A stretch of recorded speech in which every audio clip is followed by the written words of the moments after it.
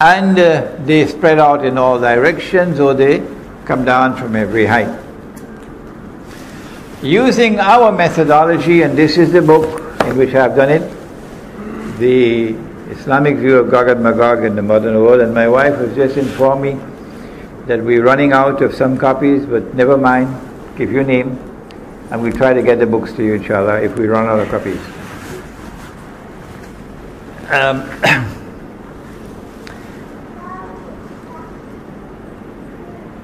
When Gog and Magog are released, and they descend from every height, or they spread out in all directions, then you'll find these people returning to this town to reclaim it as their own.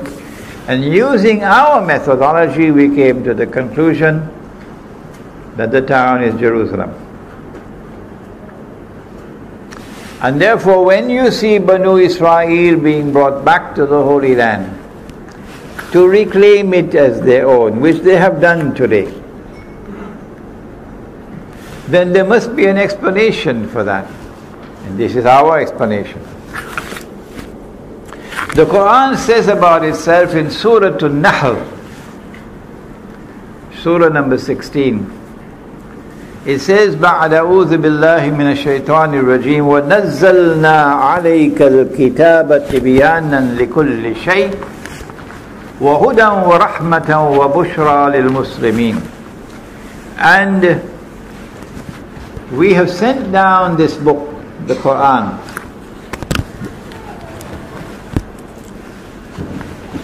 with an explanation in it for all things. تِبْيَانًا لِكُلِّ شَيْءٍ. This is a book which explains all things. It doesn't tell you how to fry fish, because you don't need that guidance from Allah. But all those things wherein you need guidance from Allah, Allah provides the answers.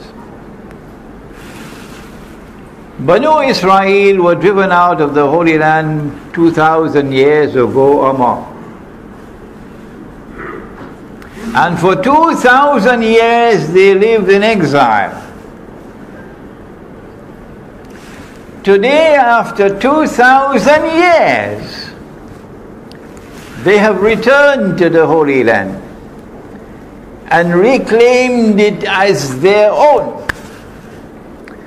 And today I ask, as I have asked again and again the scholars of Islam, I even mention, I don't normally call people by their names, but I even mentioned the name of Dr. Yusuf Qaradawi in a public lecture to send a message. Please, is this happening by accident? Is it by accident that they have returned to the Holy Land after 2,000 years to reclaim the Holy Land as their own? Is it by accident that they have restored a state of Israel in the Holy Land? Are these things happening by accident? Or is there an explanation? And if there is an explanation, tell us what it is. But they won't answer me. They won't answer me. The scholars of Islam will not answer me. No. I say there is an explanation. And the explanation is in the Quran. The town is Jerusalem. And so when you see Banu Israel being brought back to the Holy Land, it is these two ayat of Surah Al-Anbiya which explain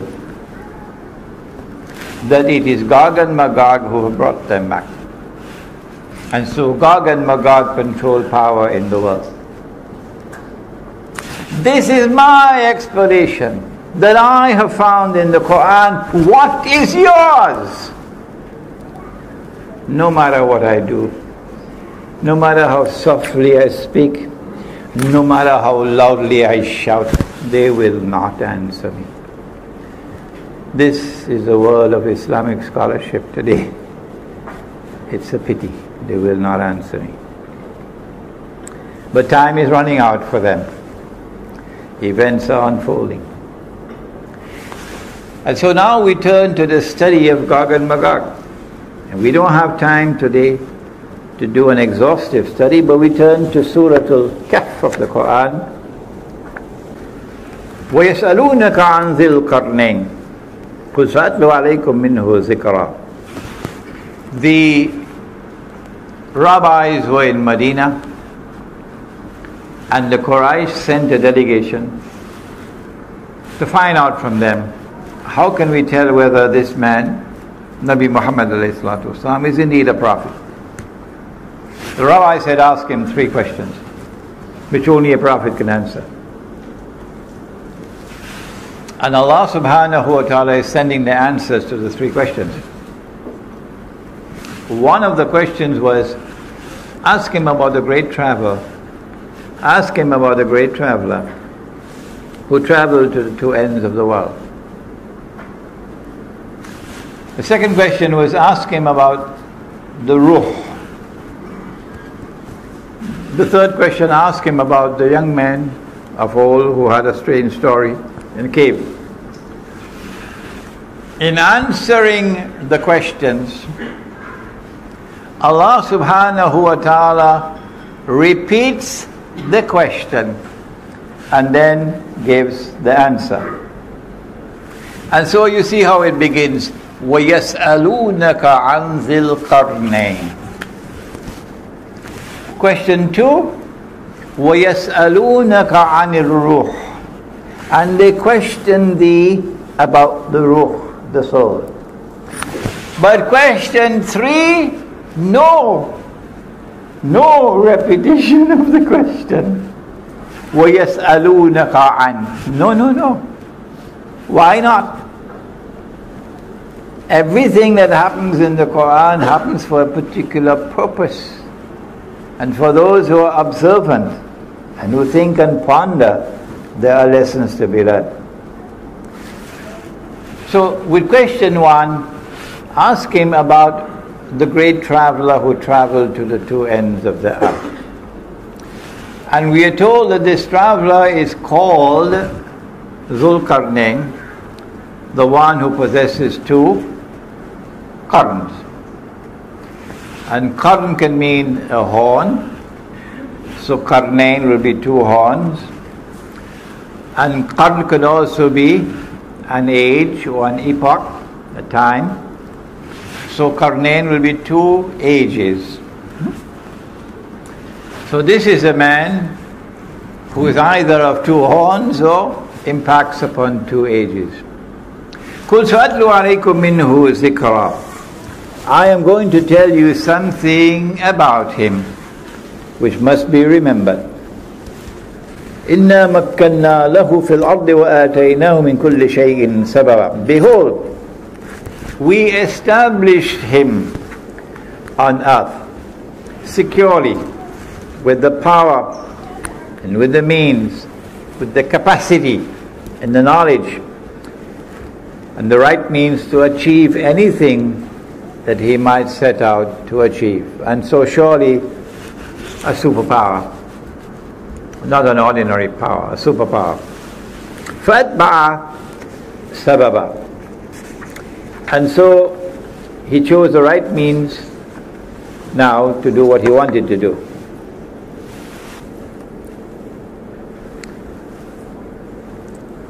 حتى إذا بلغ مغرب الشمس. He sets out on a journey to the west.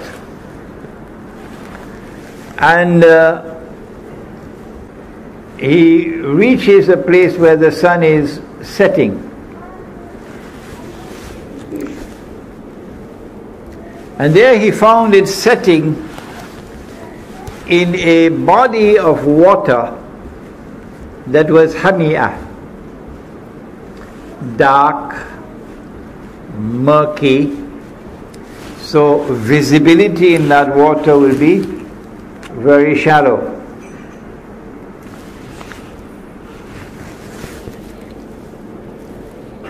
And there he came across a people, And then Allah subhanahu wa ta'ala now wants to teach a lesson. Zulkarnain possesses power to do whatever he wants to do. But Zulkarnain also has faith in Allah.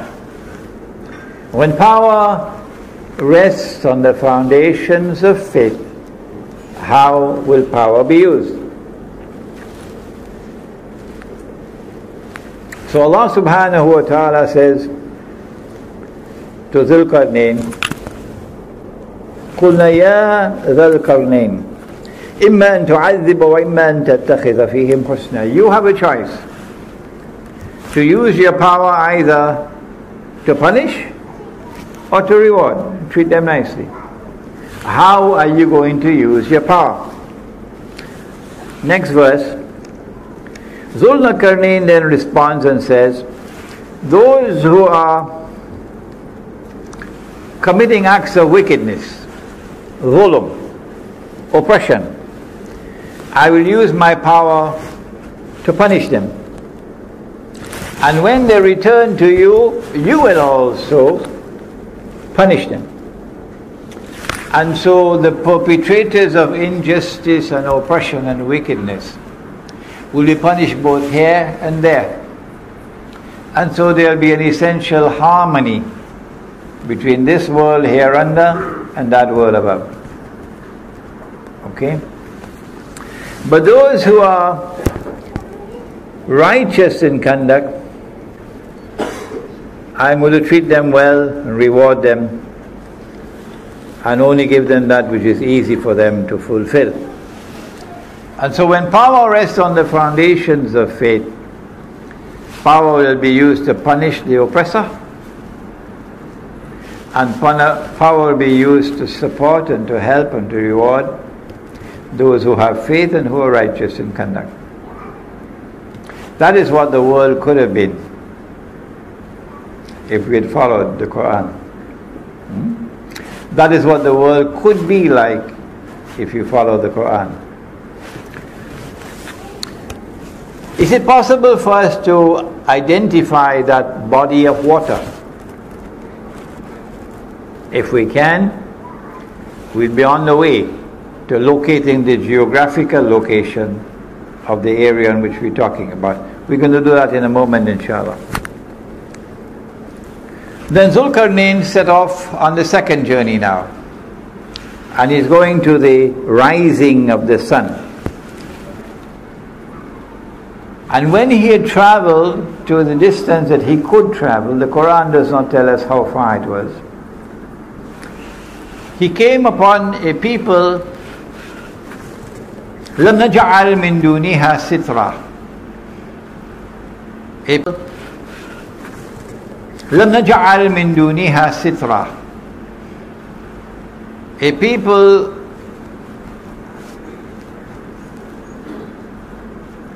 sometimes the Quran is agonizingly short in expression. Agonizingly. Only 4 or 5 words. That's all that you have. لَمْ نَجْعَلْ لَهُمْ مِن دُونِهَا سِتْرًا. We have not provided for them as a covering other than this covering. Covering from what? Who are they? We have to try to penetrate now and give our own understanding. It appears to us that it is the natural covering that you have from the sunshine. So a people living a primitive way of life. A people living a primitive way of life. When power rests on the foundations of faith, how will power be used when it confronts a people living a primitive way of life? Will they also have human rights, primitive peoples? Or do they have less than rights that others have? Suppose you have a whole basin of oil underneath there, and this oil company has located and discovered this huge basin of oil, billions of barrels of oil underneath there. But above, it's the primitive people living this primitive way of life. Which takes priority? The rights of exploitation of the oil, or the rights of the people to live undisturbed? The false sunrise says the oil is more important. So take the people and ship them to Siberia. People are not important. You can dispense with their rights. Power is used to exploit the resources of the earth for our benefit, but not Zulkarnain. كذلك. Even it's only one word. That's all. One word. كذلك. وقد أحطنا بما لديه خبرا. Allah uses one word to respond. كذلك. وقد أحطنا بما لديه خبرا. And Zulkarnain, we understood. Allah understood why he acted in the way that he did. He left them as they were, undisturbed, indicating that the human rights of even the most primitive of all people take precedence over Aramco. The human rights of even the most primitive of all people. And he left them as they were. And then he went on to the third journey, which is verse number 92. They had asked of only 2 journeys to the 2 ends of the earth. But Allah knew that they wanted to know whether Nabi Muhammad ﷺ knew about the 3rd journey. That's why they only ask about 2. And Allah is now giving a 3rd answer. Having given the 1st and the 2nd, He now goes to the actual target of the question, which is the 3rd journey. And it is on the 3rd journey that you come to one of the major signs of Akhiru Zaman, which was the target of the question. They wanted to know whether Nabi Muhammad ﷺ knew about Gog and Magog. And so now he travels in the 3rd direction. إِذَا بَلَغَ بَيْنَ السَّدَّيْنِ. He comes to a place between a pass between 2 mountain ranges. On this side are mountains, on this side are mountains. And in between there is a pass. Can we locate geographically where we're talking about? Is it possible? A pass between 2 mountain ranges. And there he came across a people, لا يكادون يفقهون قولا. He came across a people whose language he could not understand. Because their language was unique. Their language had no connections with other language in that region.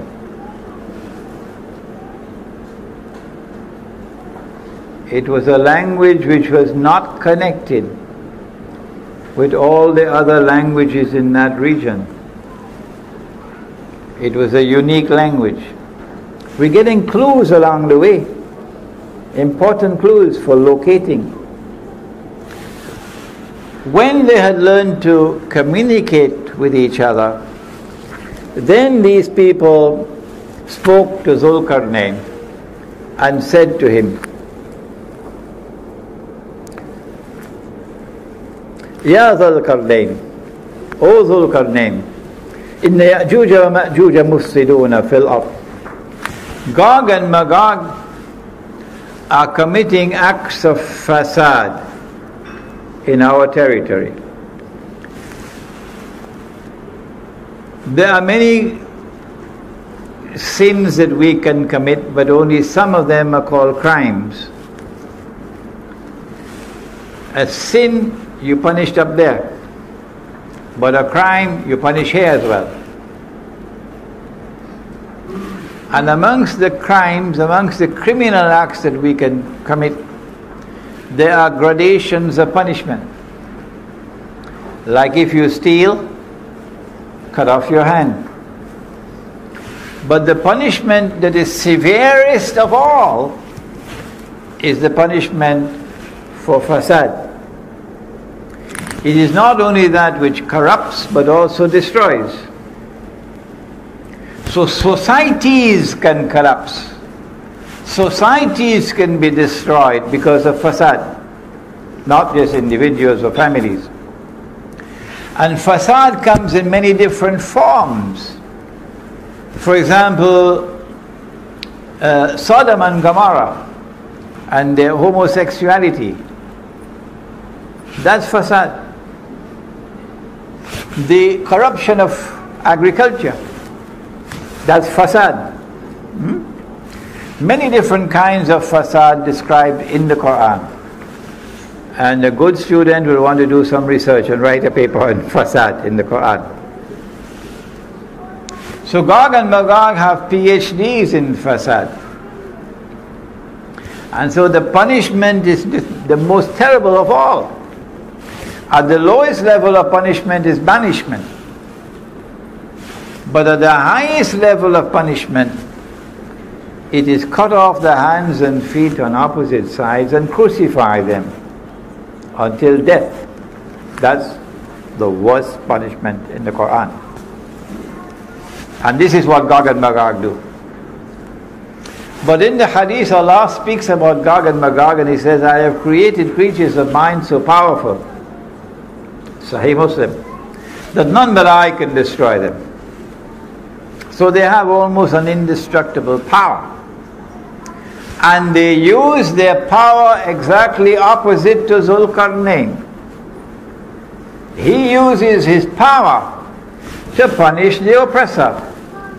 But they use their power to oppress.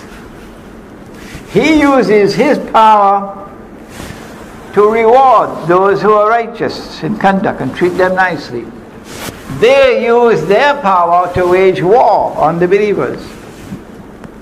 He uses his power in such a way that shows respect for human rights. Even the human rights of the Aborigines of Australia, the human rights of the American Indian tribes who loved the earth and respected the sky and the rivers and the sea and the trees and the birds far more than the American people would ever do. How do you treat these people? He respected their human rights and left them as they were, but not Gog and Magog. Today the American Indians and the Canadian Indians are in prison, and they're drinking alcohol, and they're wearing blue jeans and eating McDonald's hamburgers. That's where they are today, from what they were before. Oh Zulqarnain, can you help us? You have the power. Can you build a barrier to protect us from these people? He should have said, I don't need to build any barrier. I'll move in there and I'll beat them up. And they won't touch you anymore. Huh? Like if a Muslim woman is walking on the street of Brooklyn, nobody dares to molest her. Oh no, not a Muslim woman. Not in Brooklyn, not in Harlem, not in the Bronx. Because you make the mistake of molesting a Muslim woman, all the men will be on you like tigers. And they'll teach you a lesson you'll never forget. So I don't need to build any barrier. I'll go and teach them a lesson they'll never forget. But no, he didn't say that. They said, we're prepared to pay you. He said, I don't need your money. What Allah has given to me is more valuable. He recognized that even though he had this power, his power was not enough to be able to go and teach them a lesson. So he agreed to build a barrier, recognizing that their power was so great that even he could not defeat them. What I need from you is your labor. Help me with your manpower. And I'm going to build a barrier between you. Now, number 96, verse number 96. Bring me blocks of iron. And so that has to be a geographical location where there's iron ore.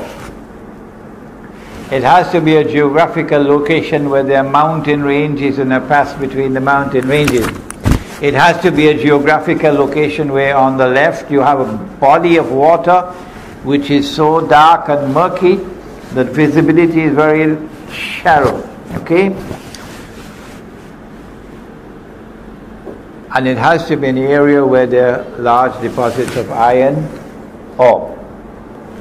Bring me blocks of iron.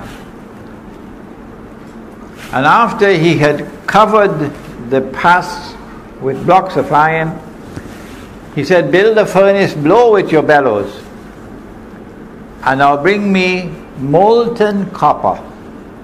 So he poured the molten copper, and the engineers, we have an engineer here, tells me that this is to prevent rust. And after he had built the barrier and covered it, the Quran speaks, it changes from the word saddain to use another word, sadafain. In verse number 95,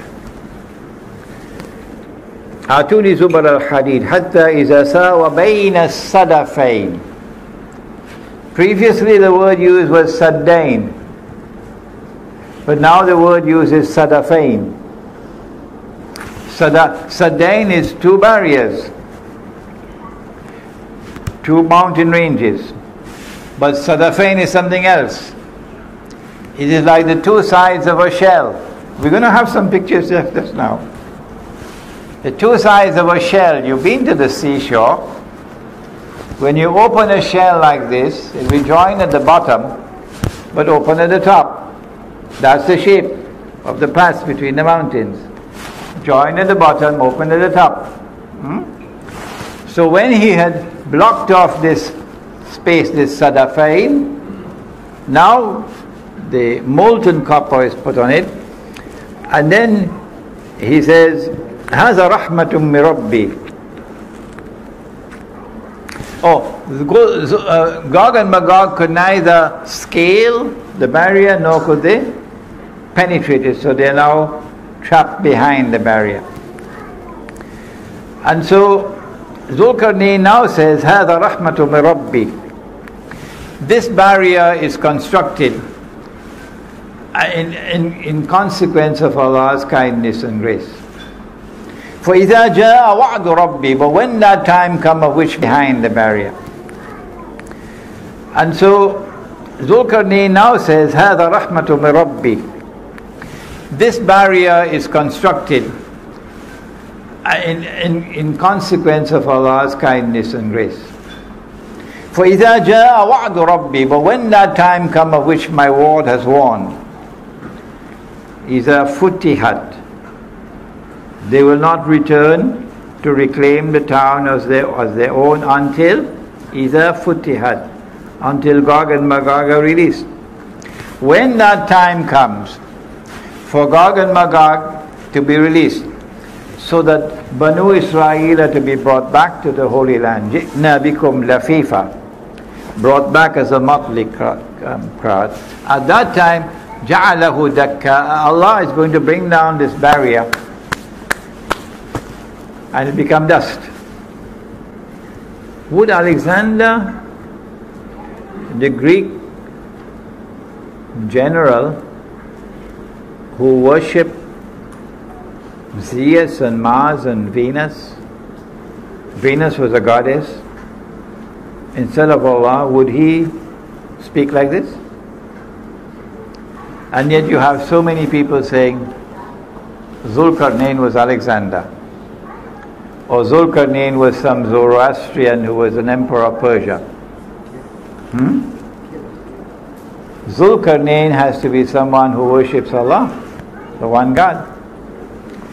When that time comes of which my Lord has warned, He's going to cause this barrier to collapse, to become ruins. And then at that time, وَتَرَكْنَا بَعْدَهُمْ يَوْمَئِذٍ يَمُوجُ فِي بَعْضٍ. Allah will then cause Gog and Magog, it seems, to surge against each other like waves crashing against each other. Or Allah will cause mankind to enter into an age of universal anarchy, with people surging against each other, clashing with each other all over the earth. وَتَرَكْنَا بَعْدَهُمْ يَوْمَئِذٍ يَمُوجُ فِي بَعْضٍ. And when you see these things happening on the face of the earth, you know the trumpet is coming. وَنُفِخَ فِي الصُّورِ فَجَمَعْنَاهُمْ جَمْعًا وَعَرَضْنَا جَهَنَّمَ يَوْمَئِذٍ لِلْكَافِرِينَ عَرْضًا. And on that day we shall